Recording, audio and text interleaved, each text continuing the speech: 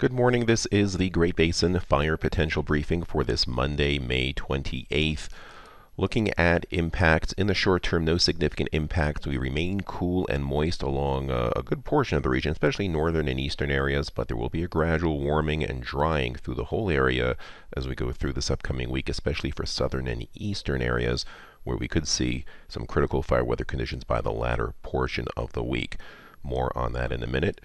First of all, a look at the past 24 hours and widespread showers, light moderate intensity. The first shade of blue is just a trace to less than a quarter inch, but the darker shades of blue to green, a half inch, pockets of an inch of rain here in the mountains of central Nevada, north central Nevada, and up into the northwest desert areas of Utah, and again continuing up into the Tetons and the mountains of central and eastern Idaho. So significant long duration rain, which you can see on the right hand side was accompanied by a large amount of lightning, but at this point most of this lightning will be inconsequential as it's occurring over fuels which aren't quite dry enough in most areas, along with the accompanied precipitation.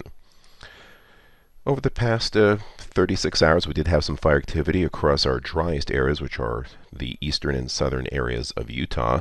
Largest one was in the Uinta Basin area, several hundred acres.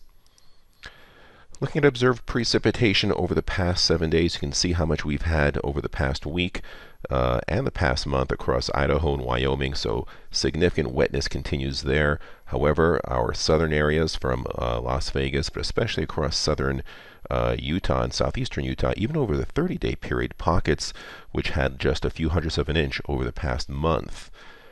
That can be seen on our ERC conditions, which show the only areas of critical fuels approaching the 90th percentile in some areas across southeastern Utah.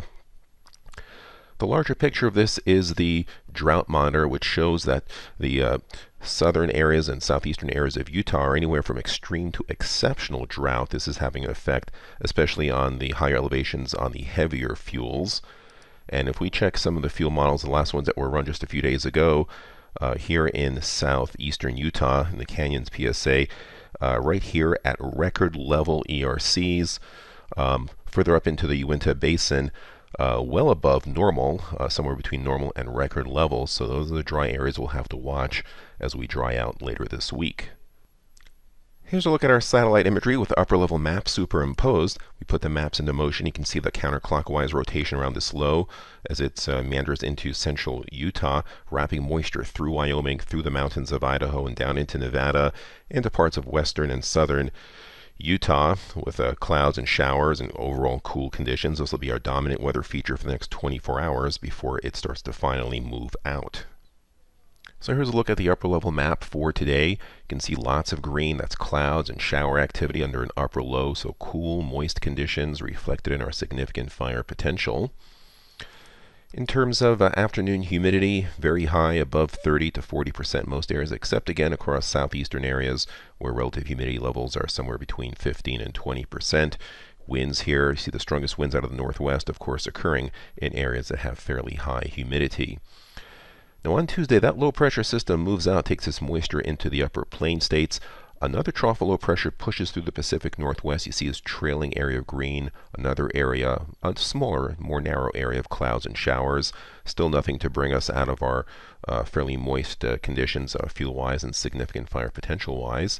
Humidity's drying out a little bit across Nevada, back into the 15 to 25% range in a lot of areas, as well as across western portions of Idaho, and again, driest areas in southeastern Utah into the Arizona Strip. Winds coming out of the northwest, strongest in the eastern areas, quite light across Nevada. Now, as we go into Wednesday, that trough of low pressure will draw some moisture, and you see these areas of green here across northern Nevada into Idaho. That's where we expect to see some shower activities, also in the Book Cliffs area and into the Uinta area of Utah as well.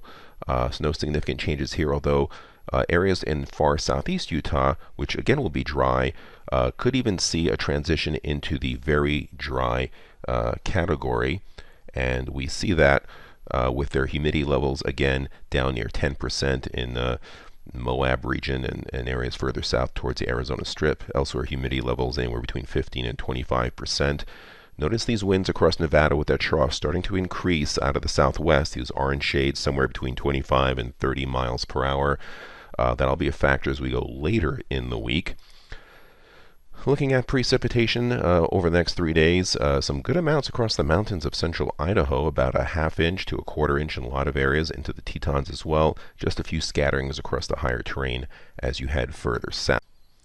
Now, a look at Thursday shows the trough of low pressure doing two things as it deepens, gathering more moisture across the mountains of north central Nevada into Idaho with lots of clouds and more shower activity, which will eventually move into parts of western Wyoming, keeping things green through there. But further south and east, they are in the drier air, and that'll be an increase in wind activity, especially across southern Nevada, the Arizona Strip, and into southern and southeastern Utah.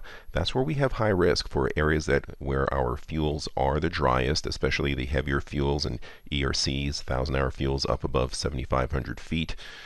Big concern there, part of a larger high-risk outlook that extends into Arizona and parts of New Mexico. The reason for that, besides having the driest fuels near the 90th percentile through there, is relative humidity in the single digits combined with strong southwest winds here in the orange and purple shades, anywhere from about 28 to maybe 35 miles per hour during the peak heating hours of the afternoon. That'll be a big concern. We'll see that trough move off to the east on Friday, so the winds will diminish, but will still stay dry and warm, maybe even locally hot across southern areas, but areas further north which had recent showers stay on the green side. So we go into next weekend, Saturday and Sunday, a gradual drying across our southern areas, critically dry right along the border of the southwest. But otherwise, no big problems across the northern two-thirds of our geographic area as cool, moist conditions of the past several weeks continue to maintain low fire activity. A look at precipitation accumulation across the entire 7-day period. We're looking at basically a 1/4 inch to 3/4 inch across parts of Idaho and into Wyoming. Just a few scattered isolated amounts as you head across central and southern areas of the higher terrain of Utah and Nevada. This concludes our briefing. Have a great day.